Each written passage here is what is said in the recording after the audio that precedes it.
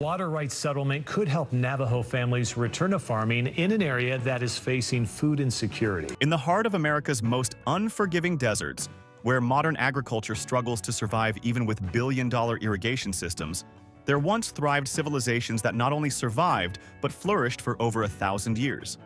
These weren't small settlements scraping by.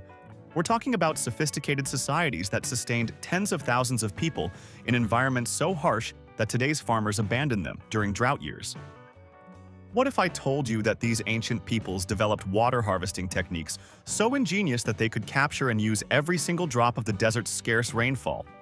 And that modern scientists are discovering these methods are actually more efficient than our most advanced irrigation technology? Today, as the American Southwest faces its worst drought in over 1,200 years and water costs skyrocket, there's a growing realization that our ancestors had already solved the very problems that are bankrupting modern farmers. While we spend millions on complex irrigation systems that waste enormous amounts of water, these ancient techniques captured water for free and wasted absolutely nothing. But what makes these techniques truly epic isn't just their efficiency, it's the fact that they were developed by people who had no written language, no metal tools, and no wheels, yet managed to create water management systems so sophisticated that modern hydrologists are still trying to fully understand how they work. Stay until the end, because today, you're going to discover the 5 most epic ways Native Americans harvested completely free water in the desert. Techniques so effective that they could transform how we think about agriculture in the world's driest places. Welcome to Forgotten Lands. Over 1,000 years ago, Native American tribes across the Southwest faced an impossible challenge: sustaining large populations in regions receiving less than 12 inches of rainfall annually, a quarter of what falls in America's Corn Belt. Instead of seeing the desert as an obstacle, these peoples understood that water isn't scarce in the desert, it's just concentrated. Rain comes in intense bursts, delivering months of precipitation in hours. The challenge was capturing and storing it when it arrived. Their techniques were based on principles of magical simplicity. Instead of fighting natural patterns, they worked with them. Instead of bringing water from distant sources, they captured it exactly where needed. Instead of complex infrastructure, they used freely available materials. The results were extraordinary. These techniques allowed civilizations to thrive for centuries, supporting populations unmatched until modern cities with massive water importation systems. If you're amazed by the ingenuity of these ancient water harvesting techniques so far, comment water below and let me know which technique you think will be the most epic. Let's count down the 5 most epic ways Native Americans harvested free water in the desert, starting with number 5. Number 5. Navajo Deep Planting, the Underground Agriculture Revolution. The Navajo people, also known as the Diné, developed what might be the most counterintuitive water harvesting technique ever invented. While most farmers plant their seeds just below the surface, the Navajo discovered that the secret to desert agriculture was to plant deep. Really deep. They would plant their seeds 8 to 9 inches below ground level, far deeper than conventional wisdom would suggest. To most observers, this would seem like a recipe for disaster. How could seeds possibly germinate and grow from such depths? But the Navajo understood something about desert soil that modern agriculture is only beginning to appreciate. In arid environments, there's often a layer of permanently moist soil that exists well below the surface. This moisture comes from deep infiltration of occasional rains and from underground water sources that never reach the surface. By planting their seeds at this depth, Navajo farmers were essentially creating self-irrigating crops. The seeds would germinate in this moist layer and send their roots even deeper, accessing water sources that surface-planted crops could never reach. Meanwhile, the shoots would grow upward through the dry surface layer, emerging already established and connected to a reliable water source.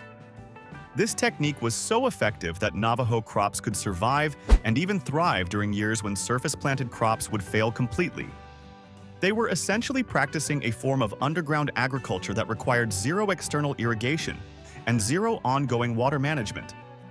The genius of this approach becomes clear when you consider the economics. Modern farmers in similar environments might spend thousands of dollars per acre on irrigation systems, pumps, and ongoing water costs. The Navajo technique required nothing more than the labor to dig deeper holes, and it was actually more reliable than many modern irrigation systems. Number 4. Hopi Arroyo. Farming, turning the landscape into a water delivery system. The Hopi people of Arizona developed a technique that transformed the entire landscape into a sophisticated water delivery system. Instead of trying to bring water to their crops, they brought their crops to the water, but in a way that was so clever it took modern hydrologists decades to fully understand how it worked. The Hopi would plant their cornfields in staggered rows near arroyos and washes, the natural drainage channels that carry water during the Southwest's intense but brief rainstorms. But this wasn't simply a matter of planting near water sources. The Hopi had developed a complex understanding of how water moved across the landscape during different types of storms. They would carefully select locations where natural runoff would be concentrated and slowed, creating temporary wetlands that would provide moisture for weeks or even months after a single storm. They understood the subtle topography that would cause water to pool and infiltrate rather than rushing away as destructive floods. The positioning of their fields was so precise that they could predict exactly where water would flow during different intensities of rainfall. They would plant different crops at different elevations and distances from the main channels, creating a diversified system that would produce food regardless of whether the year brought heavy rains, light rains, or drought. This technique allowed the Hopi to produce abundant corn harvests in regions that receive less rainfall than many deserts. Their cornfields became legendary among other tribes and early European explorers for their productivity in seemingly impossible conditions. But perhaps most impressively, the Hopi were practicing what modern agriculturalists call precision agriculture, centuries before the term was invented. They were using detailed knowledge of microclimates, soil types, and water flow patterns to optimize their crop placement with a precision that rivals modern GPS-guided farming systems. Number 3. Buried clay pot. Irrigation, the ancient drip system that outperforms modern technology. Long before modern drip irrigation was invented, multiple Native American tribes across the Southwest had developed a water delivery system that was not only more efficient, but also completely sustainable and virtually maintenance-free. The technique involved burying large, unglazed clay pots, called olas, up to their necks in the soil near plants. These pots would be filled with water and covered to prevent evaporation. The magic happened through the porous walls of the clay pots, which would slowly release water directly into the surrounding soil. This might sound simple, but the engineering behind it was remarkably sophisticated. The clay pots were made with specific clay compositions that would create exactly the right porosity for slow, steady water release. The size and placement of the pots were calculated to provide optimal water distribution for different types of crops. Modern testing has revealed just how effective this ancient technique really was. Buried clay pot irrigation has been found to be twice as effective as modern drip irrigation and 10 times more efficient than conventional surface irrigation. The water goes directly to the plant roots with virtually no waste from evaporation or runoff. But the true genius of this system becomes apparent when you consider its sustainability. Modern irrigation systems require pumps, filters, timers, and regular maintenance. They depend on manufactured components that wear out and need replacement. The clay pot system, once installed, could function for years with nothing more than periodic refilling. The pots themselves were made from local clay, using techniques that had been perfected over generations. When a pot eventually wore out, it could be replaced with materials that were freely available in the environment. The entire system was completely renewable and left no environmental footprint. Native American farmers using this technique could maintain productive gardens in the harshest desert conditions with a fraction of the water that modern systems require. They were achieving what modern agriculture considers the holy grail: maximum crop production with minimum water input.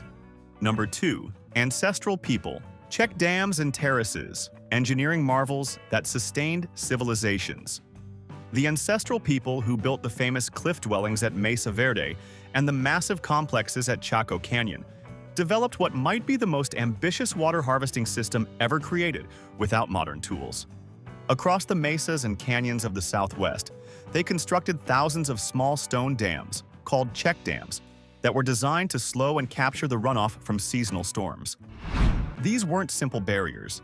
They were sophisticated engineering structures that were precisely positioned to maximize water capture while preventing erosion.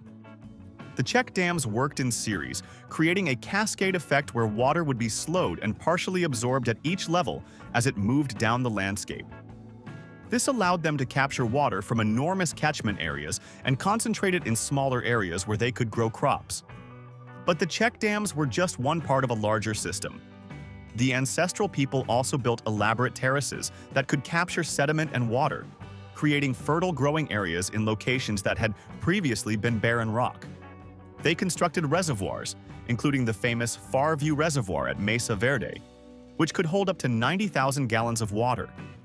The scale of these systems was staggering. Archaeological evidence suggests that these water harvesting techniques allowed the ancestral people to sustain populations of up to 45,000 people in environments that today are considered too arid for large-scale agriculture. The engineering precision required for these systems was remarkable. The check dams had to be built with exactly the right height and spacing to slow water without causing destructive backups.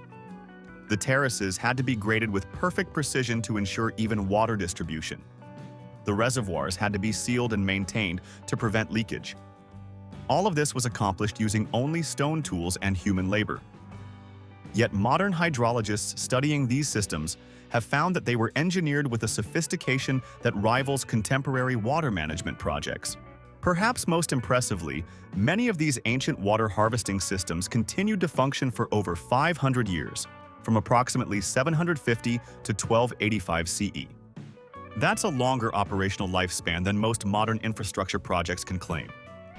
If this story is inspiring you to think differently about what's possible when we work with natural systems instead of against them, hit that like button and subscribe to Forgotten Lands for more stories of how ancient wisdom is solving modern problems. Number 1. Zuni Waffle Gardens, the perfect water harvesting system. At the top of our list is a technique so ingenious, so perfectly adapted to desert conditions, and so efficient in its use of water that it represents perhaps the pinnacle of sustainable agriculture technology. The Zuni people of New Mexico developed what they called ladakwi, a system that modern gardeners know as waffle gardens. The name comes from the appearance of these gardens when viewed from above. Like a giant waffle, the garden consists of a grid of square depressions, each surrounded by raised earthen walls. But this simple description doesn't capture the sophisticated understanding of water dynamics that made these gardens possible. Each square depression, typically about 2 feet by 2 feet, was precisely engineered to capture and hold water. The walls around each square were built to exactly the right height, high enough to contain water during heavy rains, but low enough to allow overflow to adjacent squares during extreme downpours. The genius of the system was in its complete elimination of water waste. When rain fell on a waffle garden, every single drop was captured and directed to plant roots. There was no runoff, no evaporation from exposed soil, and no water lost to areas where it wasn't needed. The Zuni would plant high-value crops like tobacco and chilies in the center of each waffle square, where they would receive the maximum benefit from the captured water. The plants were positioned exactly where the water would naturally collect, ensuring that irrigation was both automatic and perfectly targeted. But the waffle garden system was more than just efficient. It was also incredibly productive. The concentrated water and nutrients in each square created ideal growing conditions that allowed the Zuni to produce abundant harvests of crops that would be impossible to grow in the open desert. The technique was so effective that it allowed the Zuni to practice intensive agriculture in regions that received only 12 inches of rainfall per year. To put this in perspective, that's less water than falls on many of the world's major deserts. Yet the Zuni were producing surplus crops that they could trade with other tribes. Modern testing of waffle garden techniques has confirmed what the Zuni knew centuries ago. This system achieves nearly 100% water efficiency. Every drop of rain that falls on the garden is captured and used by the plants. No modern irrigation system can match this level of efficiency. The waffle garden technique represents the perfect marriage of simplicity and sophistication. The basic concept is simple enough that anyone can understand and implement it, yet the underlying principles demonstrate a deep understanding of soil science, hydrology, and plant biology that took the Zuni centuries to perfect. Today, As water becomes increasingly scarce and expensive across the American Southwest, gardeners and farmers are rediscovering the waffle garden technique. Modern practitioners report that they can grow abundant vegetables and herbs using nothing but natural rainfall, even in areas where conventional gardening would be impossible without extensive irrigation. The Zuni waffle garden stands as the ultimate example of what's possible when human ingenuity works in harmony with natural systems. It's a technology that's simultaneously ancient and futuristic, simple and sophisticated, local and universal. These 5 epic water harvesting techniques represent more than clever agricultural solutions. They represent a different way of thinking about our relationship with the environment, working with natural systems instead of against them. As climate change makes water increasingly scarce and irrigation costs skyrocket, these ancient techniques offer proven solutions tested over centuries. They show that it's possible to create abundant, sustainable food systems even in the world's most challenging environments. The Native American peoples who developed these techniques understood that true sustainability comes not from fighting natural systems, but from understanding them so deeply that we can work with them to create abundance. Their legacy offers timeless principles that could help us create a more sustainable future.